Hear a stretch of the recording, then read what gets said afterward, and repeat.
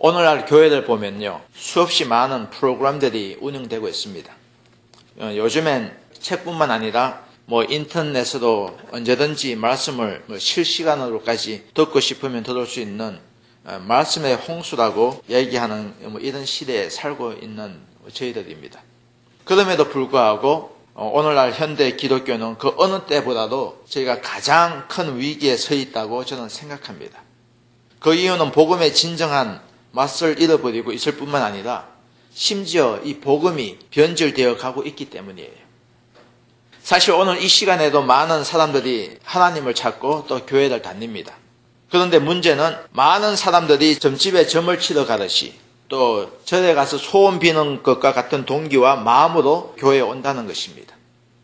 그렇습니다. 오늘날 많은 사람들이 하나님을 찾고 또 교회에 오는 것은 그리스도의 복음이 선포되기 때문이 아니라 어떻게 하면 이 세상에서 더 축복받고 또 더 많은 번영을 누릴까 하는 기대 때문에 교회에 온다는 것입니다.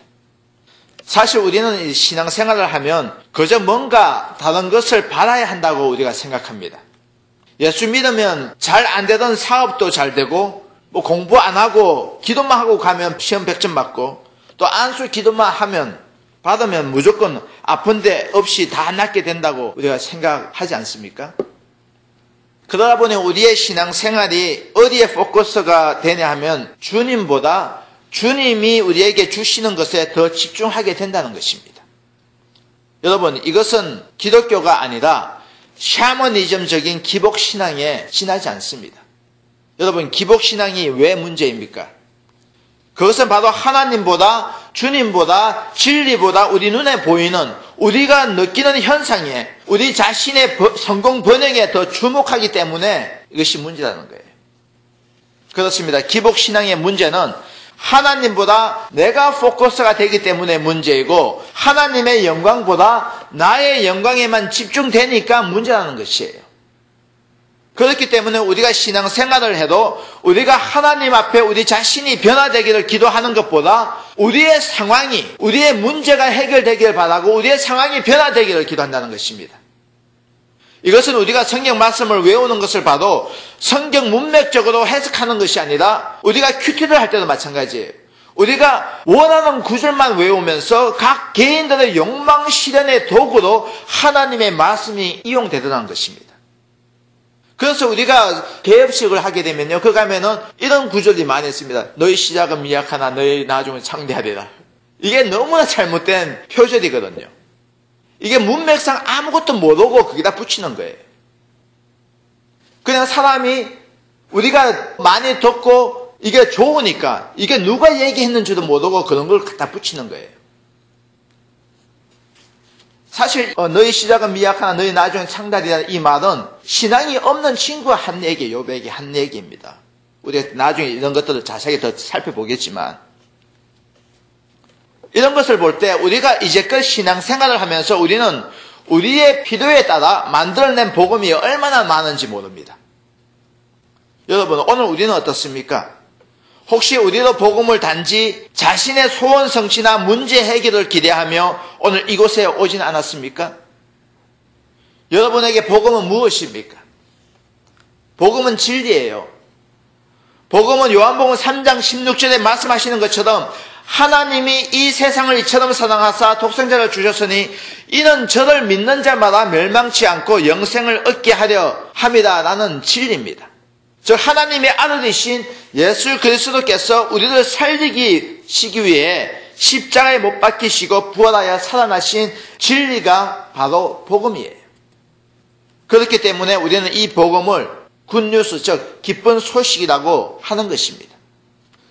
여러분, 그런데 우리가 우리의 신앙생활을 보면은 성경이 말하는 기쁜 소식과 우리가 바라는 기쁜 소식의 차이점이 있다는 거예요. 즉 우리가 바라는 기쁜 소식은 뭐냐면은 우리의 필요와 소원 성취와 문제 해결을 받는 것으로 지극히 단회적이고 부분적이고 또 상대적인 것으로 우리가 제한시키는 반면에 복음의 내용을 변질시키는 반면에 우리 성경이 말하는 기쁜 소식은요, 영속적이고 근본적이고 절대적인 것으로 모든 사람에게 기쁜 소식이 되어야 한다는 것입니다. 우리가 좀 쉽게 얘기하면은 성경이 말하는 기쁜 소식은 나에게만 해당되는 사항이 아니라는 것이에요. 복음은 나에게만 해당되는 것이 아니라 북한에 있는 성도들에게도 모슬림에게도 동일해야 한다는 것입니다. 내 아들이 서울대학교에 붙었는데 다른 아이는 떨어졌습니다. 이게 복음입니까? 아니에요. 우리가 생각할 때는 이 복음이 상대적으로 생각하는데 성경이 얘기하는 것은 상대적이 아니라는 것입니다. 절대적이라는 것입니다. 내가 좋은 것도 다른 사람에게 좋아야 된다는 거예요. 그것이 복음입니다. 우리는 늘 일회성, 단회적인 것, 부분적인 것, 상대적인 것을 우리가 복음으로 생각하고 그렇게 우리가 믿어왔던 것입니다. 어떤 애는 축구해갖고 골 넣으면은 가갖고 막 엎드려갖고 무릎 꿇게 기도하잖아요. 그러면은 자기는 하나님이 힘 줘서 자기가 골을 냈다 하는데 그럼 다른 팀은 크리스찬이면 그 사람은 어떻게 생각합니까? 그러면 하나님이 힘 안 줘서 골 먹었다고 생각합니까? 아니잖아요. 그죠? 여러분, 만약에 우리들 중에 어떤 집의 자녀는 좋은 대학에 들어간 것을 기쁜 소식이라면 다른 집의 자녀는 대학에 떨어졌다면 그것을 좋은 소식이라고 말할 수 없다는 거예요. 그렇습니다. 복음은 우리가 요한복음 3장 16절의 말씀처럼 하나님께서 그의 사랑하시는 독생자이신 예수 그리스도를 나만 위해서, 나의 소원 성취만을 위해서, 나의 문제 해결만을 위해서 죽은 것이 아니라 모든 환경과 여건을 뛰어넘어 누구에게나 미쳐질 큰 기쁨의 소식을 주셨다는 것이에요. 그럼에도 불구하고 우리는 얽매였던 문제가 해결이 되고 병나음을 경험하고 갖고 싶은 것, 되고 싶은 것들이 성취되면 우리는 하나님이 나를 사랑하신다는 정표로 생각하고 그것이 하나님께서 우리에게 주시는 복음, 즉 기쁜 소식이라고 생각한다는 것입니다. 여러분, 오늘 우리가 추구하는 복음의 문제가 무엇입니까? 그것은 바로 복음의 주체이신 예수 그리스도를 배제해버리고 복음을 우리의 만사형통, 우리의 부귀영화만을 추구하는 것이 문제라는 거예요. 그렇습니다. 사람들은 복음을 어떻게 생각하느냐 하면 예수 믿으면 잘 된다, 예수 믿으면 형통한다, 예수 믿으면 복 받는다고 합니다. 과연 그렇습니까? 예? 예수 믿으면 형통하고 예수 믿으면 복 받고 예수 믿으면 모든 것이 잘 됩니까? 예수 믿으면 모두가 건강합니까? 과연 그렇습니까? 그렇다면 물질의 축복을 받은 솔로몬이나 욥 같은 그런 사람 같은 사람 빼고 물질의 축복을 전혀 받지 못한 세례 요한이나 사도 바울이나 예수님의 제자들 그리고 수많은 사람들이 복음 때문에 옥에 갇히고 목뱀 당하고 태형을 맞으며 화형에 처하는 그들은 축복받지 못한 사람들입니까? 그리고 외지 아프리카 수단 같은 곳에서 복음을 위해 죽은 많은 선교사들은 축복을 받은 것이 아니면 저주를 받은 것입니까? 그렇다면 주님은 왜 세례 요한들도 여자의 태에서 남자 중에 가장 큰 자라고 왜 말씀하셨습니까? 그리고 목뱀 당한 제자들을 본받으라고 또 십자가를 지라고 왜 말씀하셨습니까? 여러분, 성경에서 하나님의 기적과 역사를 가장 많이 체험한 사람들이 누구이며 언제인지 아세요? 그것은 바로 광야 40년간 하나님의 역사를 매일같이 체험했던 사람들이 바로 이스라엘 백성들이었습니다. 그런데 그런 이스라엘 백성들이 광야에서 그렇게도 많은 기적들을 체험했음에도 불구하고 그들은 왜 하나님을 사랑하지 못하고 광야에서 모두 죽었을까요? 우리가 히브리서 보면은 그들이 거기 안식을 얻지 못한다고 얘기되어 있습니다. 사실 하나님을 전적으로 믿고 성경을 끌어안고 살아갔던 사람들이 누구입니까? 바로 이스라엘 백성들이었고 유대인들이었습니다. 그들은 기적을 수없이 체험을 했던 사람들이었습니다. 홍해 갈라지는 것을 봤고요. 반석에서 물이 터지는 것을 봤고요. 구름 기둥, 불 기둥이 하나님께서 인도하시는 것을 봤습니다. 하늘에서 메추라기 떨어져서 만나가 떨어지는 그런 체험을 했습니다. 그렇게 많은 수없이 매일같이 그것을 기적들을 체험했던 사람이 유대인들이었습니다. 그럼에도 불구하고 가장 악독하게 하나님께 반역을 했던 시대가 언제냐 하면 바로 그 수없이 많은 기적이 베풀어지던 40년간의 광야 시대였습니다. 여러분, 오늘날 우리는 어떻습니까? 복음의 주체이신 예수 그리스도를 믿는다고 하는 오늘날 우리 그리스도인들의 태도는 어떻습니까? 과연 우리는 복음 앞에 바로 서 있습니까? 아니, 제가 질문을 다르게 하겠습니다. 여러분, 복음이 여러분의 삶을 근본적으로 변화시킬 수 있는 능력이 있다고 믿습니까? 우리가 로마서 1장 16절에 보면요, 복음은 모든 믿는 자에게 구원을 주시는 하나님의 능력이 된다고 했습니다. 즉 이 말은 나를 변화시키지 못하는 복음은 그때부터 그것이 복음이 아니라는 거예요. 그렇습니다. 복음 자체이신 주님을 만난 사람들은 복음이 그들의 삶이 되었고, 복음이 그들의 목표가 되었고, 복음이 그들의 의미가 되었고, 복음이 그들의 전부가 되었습니다. 바울을 보십시오. 그리고 베드로를 보십시오. 도마를 보시고 요한을 보시고 많은 선교사와 믿음의 정인들을 보십시오. 복음을 만난 사람들은 하나같이 그들의 삶이 변하지 말래도 변하지 않을 수 없었습니다. 그렇다면 오늘 우리는 복음 앞에 어떤 삶의 변화가 있습니까?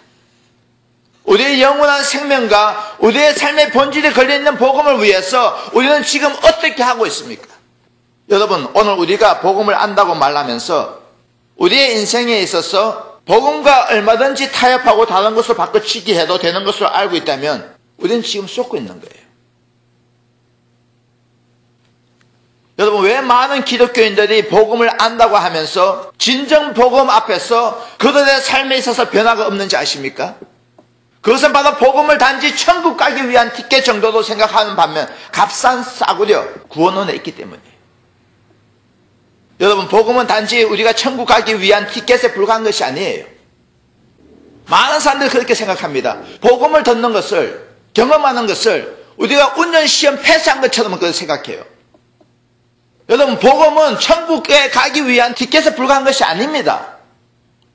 여러분, 우리에게서 구원은 이 땅에서 주님과 동행하는 삶의 시작이고요. 복음은, 그 구원은 예수 그리스도를 닮아가는 삶의 시작이고 하나님의 나라의 천국 백성으로 살아가는 시작이지 끝이 아니라는 것입니다. 우리가 로마서 10장 9절의 말씀을 보면요, 누구든지 예수를 주라 시인하면 구원을 얻으리라는 말씀이 있습니다. 누구든지 예수를 주라 시인하면 구원을 얻으리라. 그런데 많은 사람들이 이 말씀을 곡해하고 있는 것이 무엇이냐 하면은 우리가 입으로 신앙 고백을 하면 우리는 더 이상 복음이 필요 없다고 생각한다는 거예요. 여러분, 여기서 우리가 잘못 알고 있는 것이 무엇이냐면은 사도 바울이 로마서를 기록할 당시에는 가해사의 통치하에 있었습니다. 이 말씀을 쓸 때에 누구든지 예수를 주라 시인하면 구원을 얻으리라 라는 말씀을 썼을 때에는 그 당시에 누구의 통치하에 있었냐면 가해사의 통치하에 있었습니다. 잘 생각하셔야 됩니다. 그래서 이 사람들이 너무나 이게 복음을 조각조각으로 가져와갖고 자기 마음대로 해석을 해버려요. 잘 들어보세요. 누구든지 예수를 주라 시인하면 구원을 얻으리라, 이 말씀을 사도 바울이 했을 때에 가해사의 통치하에 있었습니다. 그런데 이때 가해사 때에 가해사 외에 다른 신을, 다른 사람, 다른 일을 신 또는 주라고 고백하면요 어떻게 되는지 아세요? 어떤 일을 가리켜서 당신은 나의 주입니다, 주님입니다, 당신은 나의 신입니다 라고 고백하면 그 사람 바로 그 고백하는 동시에 바로 죽었습니다. 그 사람 바로 죽는 그런 시대에 살았던 것입니다.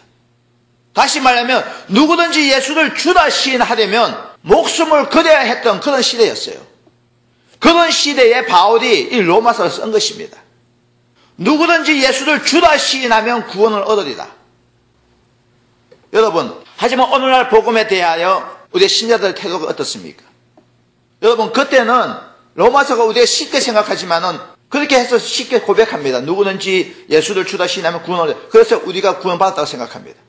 근데 사도 바울이 로마서를 썼을 때, 가해사 통치하에 그렇게 썼을 때 목숨을 걸고 했는데 과연 오늘날 우리가 복음에 대해서 신자들의 태도는 어떠냐는 것입니다.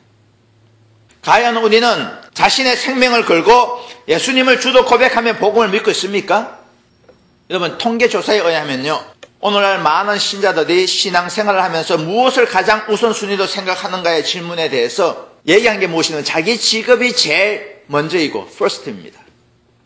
그럼 두 번째로 자기와 가족의 성공이고 그 다음에 세 번째로 예수님이라는 것이었습니다. 여러분, 신앙생활을 하면서 성도들에게 당신의 가장 우선순위가 무엇이냐 물으니까 자기 직업이 제일 먼저예요. 그리고 자기와 자기 가족의 성공이고 그 다음에 예수님입니다. 이것이 오늘날 우리가 얼마나 복음과 무관한 삶을 살아가고 있는지 절실히 보여주는 얘기가 아니고 무엇이겠습니까? 여러분, 이런 사람들의 특징이 무엇이냐면은 구주와 주님을 따로 생각한다는 것입니다. 저 구원받기 위해서는 예수님을 구주로 모셔드리고 신앙생활을 하지만은 예수님을 자신의 삶을 다스리시는 주님으로는 나중에 모시라고 생각한다는 거예요. 이러한 모습은 오늘날 복음과 무관한 삶을 사는 그리스도인들을 낫게 할 뿐만 아니라 복음을 자신의 죄책감을 털어내는 하나의 도구로 여길 뿐이라는 것입니다. 여러분, 교리 이단보다 더 무서운 이단이 무엇인지 아세요? 교리 이단보다 무서운 이단이 무엇이냐면은 바로 행위 이단이라는 것입니다. 왜냐하면 행위 이단은 99%는 비슷한데 가짜이기 때문이에요.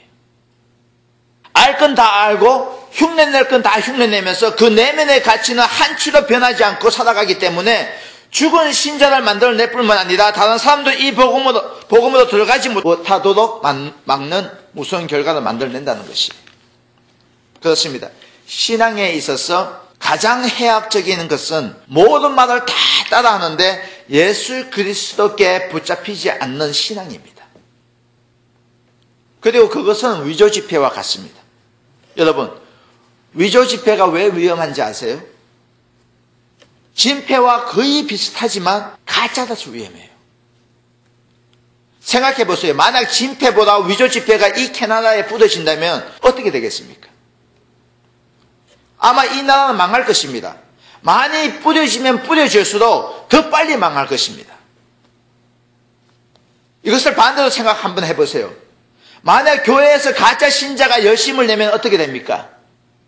처음에는 좋아 보이지만 교회는 망할 수밖에 없고 욕먹을 수밖에 없다는 거예요. 그래서 오늘날 기독교가 개독교로 바뀐 거예요. 이것은 어느 누구에게 지칭하는 거 아닙니다. 우리 자신부터, 나 자신부터, 저부터 돌아봐야 되는 거예요. 다시 말해서 복음에 대해서만 알고 복음의 전심으로 부딪혀 본 경험이 없는 사람이 많으면 많을수록 교회는 그 능력을 빨리 잃어버릴 것이고 빨리 타락하게 될 것입니다. 그렇습니다. 열심을 낸 만큼 주님의 복음에 해악이 될 수 있다면 그 얼마나 두려운 일입니까? 자기는 열심히 한다고 했는데 오히려 그것이 교회에 주님께 교회에 하나님 나라에 해악이 된다면 그 얼마나 무슨 일이에요? 그 예로 여러분도 다 아시겠지만 긍정의 힘 긍정의 힘이라는 책, 또 뭐 잘 되는 나, 이 책을 쓴 사람이 누군지 다 아시죠? 조엘 오스틴. 그가 쓴 책대로 보면요 복음이 없습니다. 그의 쓴 책에 보면요 복음이 없어요. 그가 인터뷰하는 것도 봐도요 복음이 없습니다. 그의 책에는요 기복 신앙밖에 없습니다. 그런데 세상 사람들뿐만 아니라 기독교인 심지어 목사들까지 그의 책에 미쳐서 봅니다. 웃기지 않습니까? 그의 책이 베스트셀러 됐어요. 여러분, 그의 책이 기독교의 관점에서 무엇이 잘못되었냐면은 하나님의 능력이 아닌 내 자신의 긍정의 힘으로 할 수 있다는 거예요. 뭐든지. 즉 능력의 주체가 하나님이 아닌 내가 된다는 것이 잘못됐다는 것입니다. 지금도 몇만 명 모여놓고 지금도 예배 드릴 거예요. 오늘. 여러분, 유럽의 선교사들이 가면요 그 사람들에게 딱히 할 말이 없대요. 왜냐하면 그들이 너무나 잘 살기에 별로 필요한 것이 없어 하는 것 같다는 것입니다. 저는 이거 듣고 참 만약 이것이 유럽에서 사역하는 선교사들이 가진 복음의 전부라면 그들이 감당하는 사역에는 무엇이 있냐는 것이에요. 이것은 십자가를 모독하는 거예요. 이것은 오늘 우리에게도 마찬가지입니다. 우리의 생활이 안정이 되고 가족들이 건강하고 자녀들에게 아무런 문제가 없다면 과연 우리에게는 복음이 필요 없는 것입니까? 여러분, 복음은 여러분에게 무엇입니까? 다시 말하면 우리가 생각하는 복음과 하나님께서 생각하시는 복음이 무엇이 다르냐는 것이에요. 오늘 성경 요한복음 3장 16절을 보면요 하나님께서 복음은 하나님께 복음은 자신의 아들을 내어주시는 것이었습니다. 하나님께 복음은요, 자신의 아들을 내어주는 것이 복음이었어요. 여러분 생각해 보세요. 자신을 아들 내어주는 것보다 더 큰 것이 어디 있겠습니까? 사실 우리 부모들은 내가 죽어도 자식을 살리고 싶은 것이 부모이고, 내가 굶주려도 자식을 먹이고 배불리 먹게 해주고 싶은 게 부모 마음이잖아요. 그죠? 그런 성부 하나님께서 우리를 위해 성자이신, 그것도 독생자이신, 성자이신 예수님을 우리를 위해 십자가에 내어주신 것입니다. 여러분, 하나님께서는 천지 창조를 위해서도 아들을 잡았다는 말이 없습니다. 그러나 타락한 인간을 향한 재창조를 위해서는 아들을 잡았다는 거예요. 좀 쌍스러운 표현이지만, 그렇다면 정말로 우리에게도 복음은 그다음 가치가 있습니까? 혹시 우리는 복음을 구원을 받기 위한 한 과정의 단계로 생각하는 것은 아닙니까? 여러분, 복음은 처음부터 끝까지 예수 그리스도에 관한 것입니다. 복음은 우리의 신앙에 있어서 처음이요 또한 끝인 것입니다. 왜냐하면 복음이 바로 예수 그리스도이며 복음이 바로 예수 그리스도를 닮아가는 삶이기 때문이에요. 그렇기에 예수 그리스도가 만일 하나님이시고 그가 우리를 위해 죽은 것이 사실이라면, 또 그것을 믿는 우리라면 우리가 그에게 드리는 어떤 희생도 크다고 말할 수 없는 것이 아니겠습니까? 하지만 복음에 대한 우리의 태도와 복음을 주신 하나님의 태도를 보면은 얼마나 엄청난 차이이고, 또 우리가 복음을 얼마나 소홀히 취급하고 있는지 모릅니다. 여기에 대해 고린도전서 1장 18절에 보면 십자가의 도가 멸망하는 자들에게는 미련한 것이라고 말씀하고 있습니다.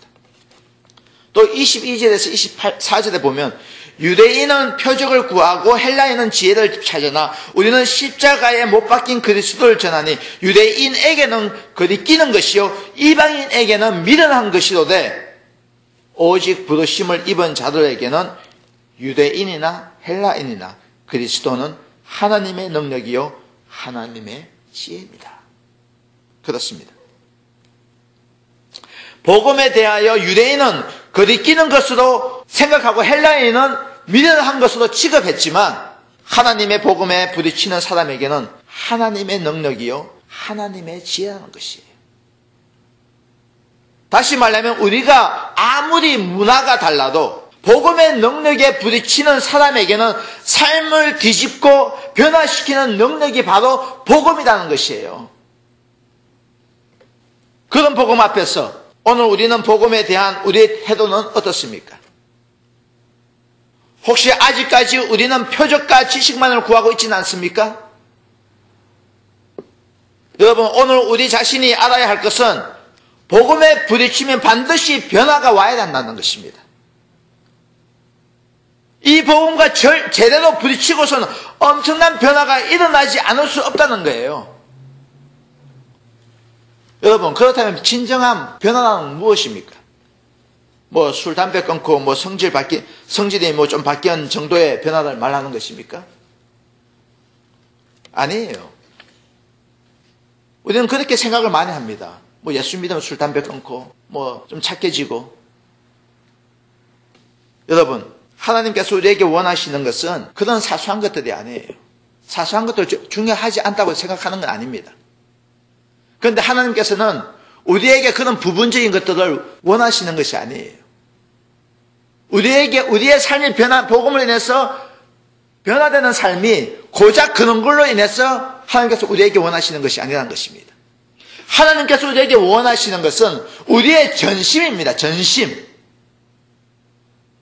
이것은 우리가 누가복음 18장에 나오는 부자 간원에서 또 우리가 찾아볼 수 있습니다. 제가 뭐 그 전에 뭐 이스라엘 백성들 다 이렇게 좀 얘기하려고 하니까 너무 많은 것 같아서 제가 좀 스킵하겠습니다. 우리가 누가복음 18장에 나오는 부자 간원에게서 우리가 찾아볼 수 있는데, 부자 관원이었던 청년은 평생 율법을 어긴 적이 없습니다.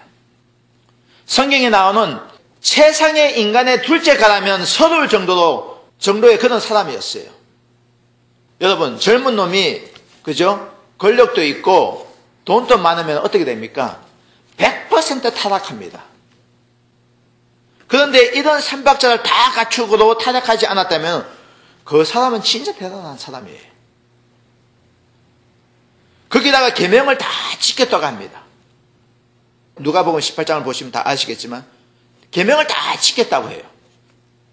우리가 지난주인가요? 지지난주에 우리 살펴봤지만 율법이 몇 개예요? 613개. 그죠? 그걸 다 지켰다고 합니다. 우리는 10계명도 못 지키는데. 여러분, 이것은 도덕적인 수준을 넘어서 거의 성자의 수준이 아닙니까? 그거 다 지켰다면 성자의 수준이에요. 우리는 도덕질하지 말라, 누굴 미워하지 말라, 이런 것도 또 못 지키는데, 그 몇 가지도 못 지키는데, 다 지켰다는 거예요.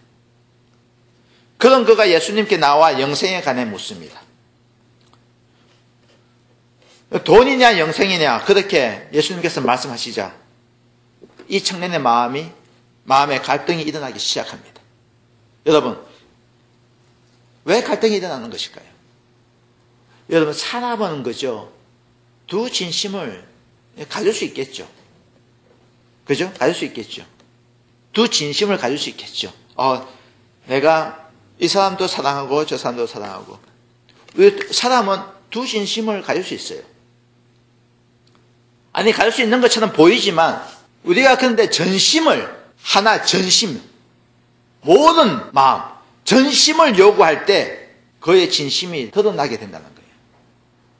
왜냐하면 사람에게 두 가지 진심이 있다 해도 전심은 오직 하나이기 때문이에요. 빛과 어두움, 하나님과 세상, 하나님과 자기 사랑, 이 둘 중에 하나만을 선택할 수 있는 것입니다. 여러분, 창세기 6장에 보면 왜 사람들이 방주에 들어가지 못했는지 아세요? 그 이유는 방주에 들어가기 위해서는 방주 이외의 모든 것을 어떻게 해야 돼요? 실제로 모든 것을 포기해야 됩니다. 방주에는 자기 몸만 들어갈 수밖에 없어요. 그죠? 방주에 들어가려면 집이 너무 아름답습니다. 집을 포기해야 합니다. 마찬가지로 진정으로 복음과 부딪히게 되면 복음 이외의 모든 것을 포기해야 된다는 것입니다. 여러분, 사람은 그가 무슨 말을 하느냐가 중요한 것이 아니에요. 궁극적으로 그 사람을 끌고 가는 진정한 가치, 진정한 주인이 무엇이냐가 중요한 것입니다. 그래서 마태복음 6장 21절을 보면 내 보물이 있는 그곳에 내 마음도 있다 라고 말씀하고 있잖아요. 그죠? 그렇습니다. 변화는 우리의 태도로 증거할 수밖에 없다는 것입니다. 왜냐하면 겉과 속이 다를 수 없기 때문이에요. 다시 말하면 어떤 사람이 내면에서 추구하는 가치는 그가 말하는 가치가 아니라 그 사람의 태도로 나타난 외형으로 나타난다는 것입니다. 여러분, 우리는 이제껏 이 두 마음의 진심이 무엇이 잘못되었는지 모르고 살아왔습니다. 이것도 섬기고 저것도 섬기면 괜찮지. 우리는 그렇게 살아왔어요, 이제까지. 하나님도 사랑하고 나도 사랑하고 하나님도 사랑하고 세상도 사랑하고 이 두 진심을 우리가 얼만큼 잘못되었는지 모르고 살아왔습니다. 그렇습니다. 전심이 아닌 진심의 변화는 진정한 변화가 아니에요.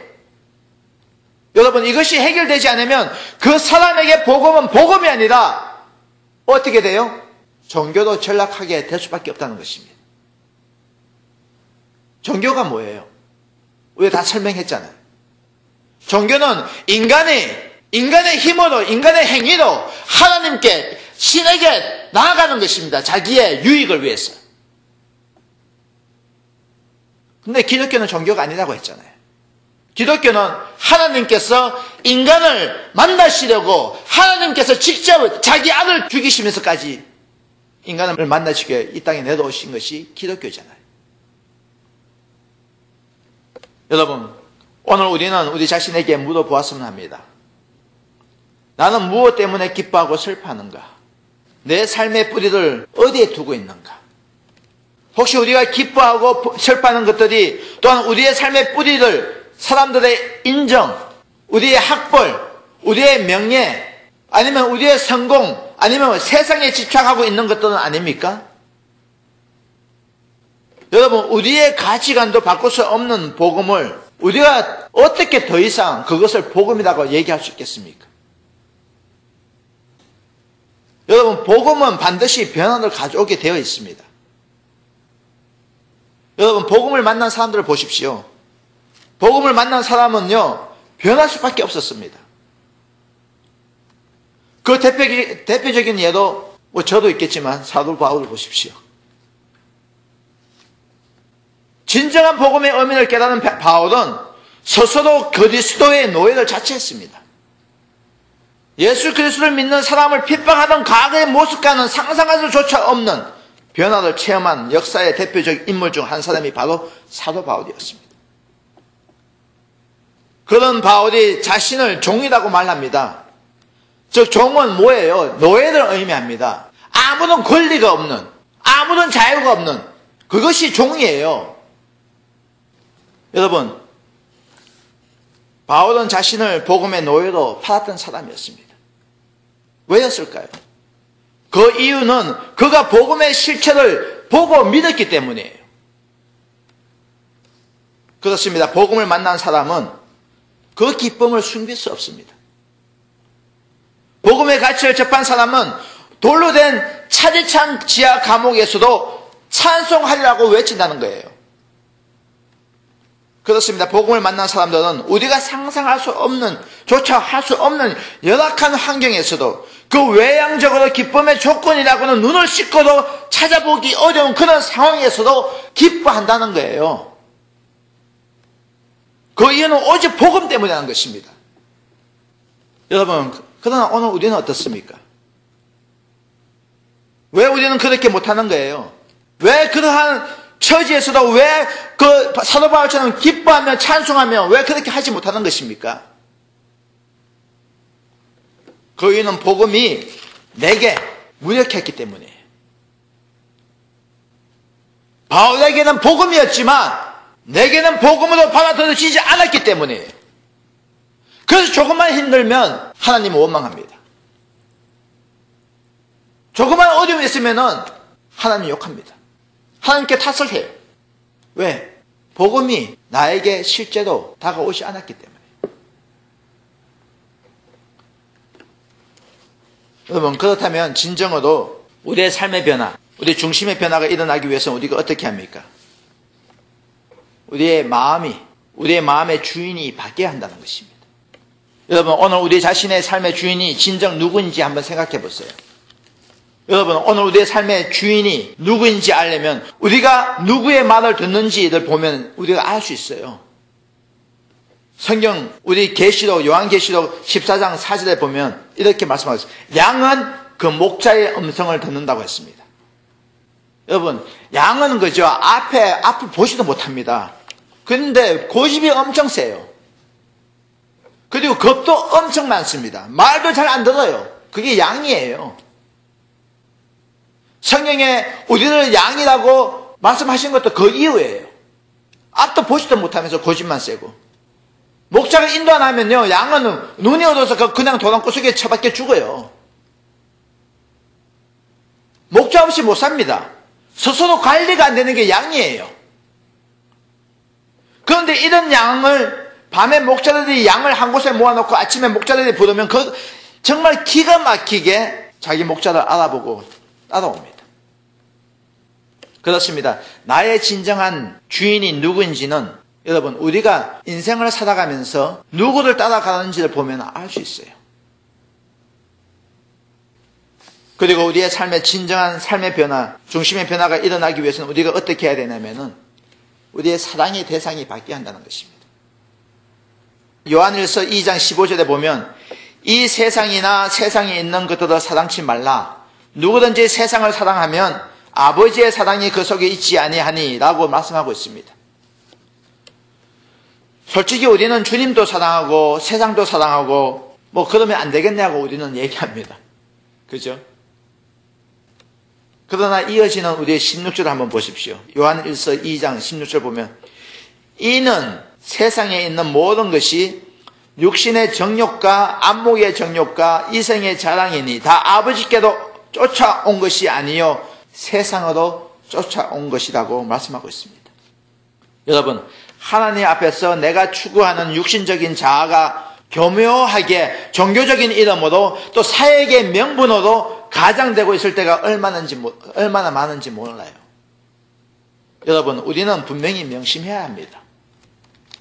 우리의 세속적인 가치관 하나를 변화시킬 수 없는 것이라면 그때부터 그것은 복음이 아니에요. 그렇죠? 여러분, 예수 그리스도의 십자가만이 자랑이라고 말하던 바울의 복음과 우리의 복음이 왜 다를까요? 그것은 사랑입니다. 그렇습니다. 우리의 마음이 사랑하는 것을 위해 하는 것은 절대로 힘들지 않아요. 사랑의 대상을 바꾸면 주님을 사랑하면 복음의 능력이 나타나는 거예요. 생각해 보십시오. 사랑하게 되면 뭐 해라 하지 말라 할 필요 없습니다. 마음이 저절로 거기로 기울게 되는 게 사랑이에요. 그죠? 사랑하는 사람 만나지 못하게 뭐 말린다고 뭐 안 만납니까? 옛날에 머리를 빡빡 놓아도 사랑하는 사람이 있으면 수건 쓰고 나가는 게 사랑이에요. 여러분, 사랑하면 보고 싶고요. 사랑하면 같이 있고 싶어 하는 게 사랑입니다. 그래서 갈라디아서 5장 6절에 예수 그리스도 안에서는 할례나 무할례나 효력이 없되 오직 사랑으로서 역사하는 믿음뿐입니다. 여러분, 오늘 이 시간부터 오늘 여러분 정말 복음을 만나기를 간절히 원합니다. 그리고 복음을 만나기 위해서 소망하십시오. 복음만이 우리 인생의 변화가 찾아올 것입니다. 그 복음 속에서 우리가 하나님의 능력을 얻고 정말 어떠한 환경에서도 내가 주를 찬송하리라고 외칠 수 있는 그런 여러분 모두가 되기를 주님의 이름으로 축원합니다.